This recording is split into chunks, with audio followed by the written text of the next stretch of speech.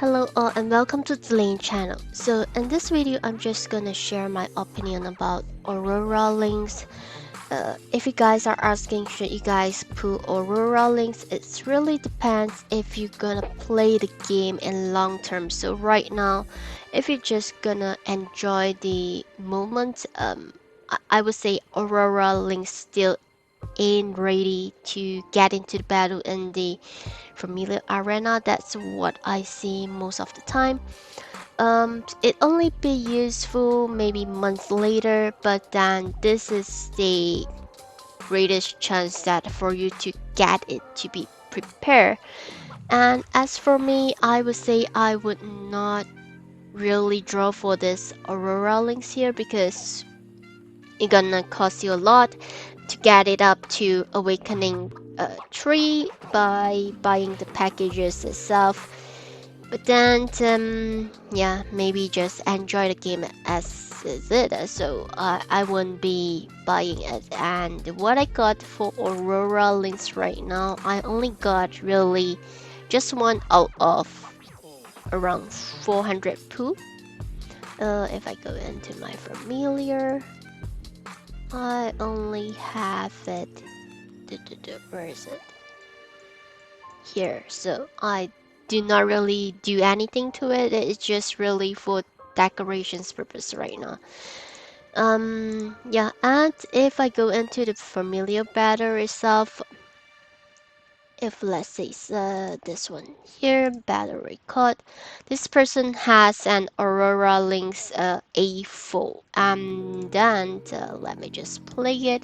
So if you say, hey, if I'm push it up to A3, A4, maybe that's something that can be useful in familiar arena. Then I would say not really because we all have high awakening E-Bond right now, and you can see when my team focusing on others, E-Bond trying to attack Aurora Links, even with the Shrimp Pillar help to attack my E-Bond here.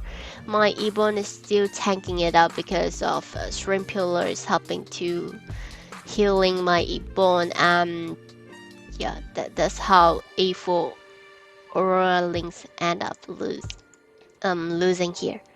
So you can see it's only dealing extra damage, extra attack per hit as AoE damage to enemies. Then stun the enemy and cause flash. So this is how is it.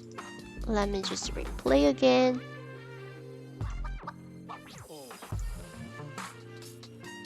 And this also depends on the positioning of your enemy team. So I did win this round because I'm the attacker, and I actually lose to the same team as well.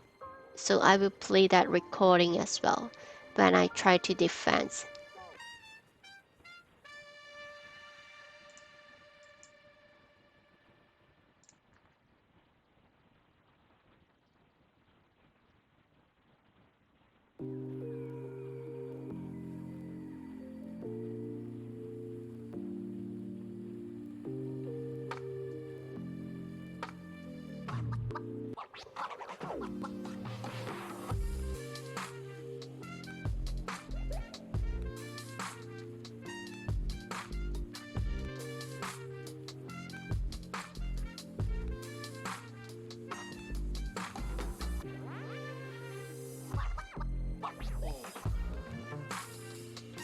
And I would say right now it's really just focus on we are still using the same kind of familiar what we have used to be. And you can see this round here, I kind of lost it. This is because of the switching of the positioning. My E-Bone is down here, and yeah, so my Kona and E-Bone is actually at the bottom rather than on the top itself. That's where I lose to it. And because E-Bone is at the bottom, Puffle is kind of attacking my E-Bone as well. And my birdie is not taking any damage here, so it's like a waste for birdie. And I believe that's the reason why I'm losing, and the Puffo is still alive.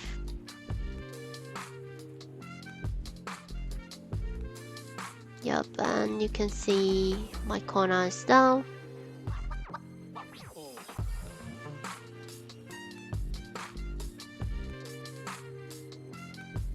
And you can see Toko is actually taking most of the damage. It's not Birdie, and Birdie is kind of far away from the attacker, so I could not do any damage with my Birdie there.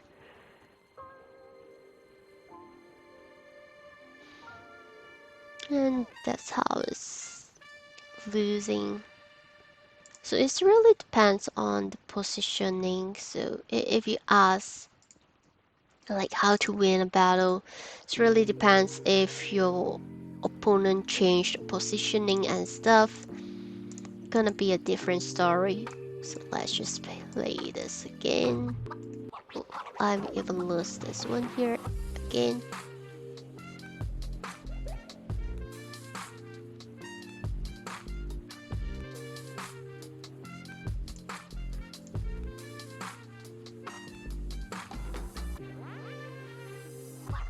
So you can see 3 versus 1 Aborn. Of course, Aborn could not survive there.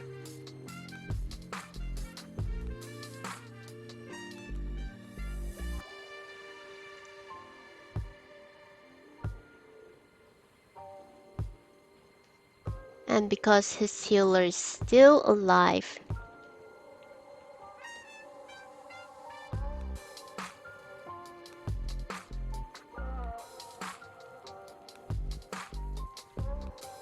so if you say is A4 enough or not, if you are the attacker, so it still benefit a bit to you because you select the positioning of your familiar. But then if you are a defender itself, it really depends on how your opponent plays their familiar when during the attack itself, so you can win or lose, yeah, kind of things like that. So it's not like you have really a fixed team. Sometimes you might want to change some of your familiar as well, so in order to secure that win, to encounter it with a different elemental and stuff like that. So let me just see if I could have someone to attack. Believe no. Marcus, not sure if I can attack Marcus here. Maybe this one here. Puffo is at the back. Not sure if I have any battle record with this guy here. Ah, 9. Marcus I actually won, so maybe I can just attack Marcus again. Let's see, how do I win this round here? Kuni born on the top, Birdie on the bottom, focus on the hippo, stream pillar, okay. So viewing back the old records is kind of help a bit because you know what kind of familiar is there. So let me just this formations again.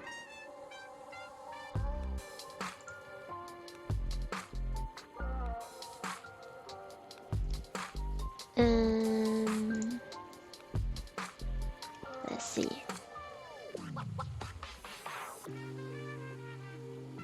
Let's see if we can win. Oh, my corner is down this time. I think I'm losing this round here. So even with the same formations, you may also lose the battle due to the timing and stuff. So you can see my took my main attacker down in the very beginning of the game itself, and leaving just 2 of my healer here. So it's a no because I could not tank it. I mean, I'm the attacker. Yeah, there's no way to win it. So I may able to win it last time, but it really depends on the timing as well. So the same formations of team, but then uh, yeah, you're just gonna lose it because of the timing when the familiar using the skills, or maybe how or when, or maybe like who is the familiar try to aim. So all this is something that you could not really control, and yeah, you may want to have. Um, as for now, I will still stay with defense planning because my CP here is really low, and I believe my ranking has dropped. Yep, because I'm trying to attack someone, but I'm losing it, so my ranking has dropped. But hopefully, I can keep it at top 10 in the end of the season here. So I would try not to attack unless if it's suddenly needed. So yeah, and I guess that is all about this sharing here, and I really hope that is helpful for you.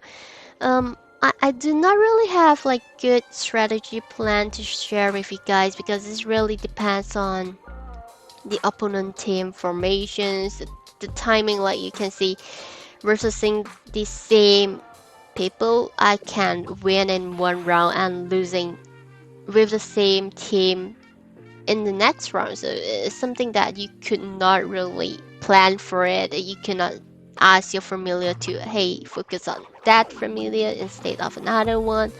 So that's it. And yeah, thanks for watching and bye.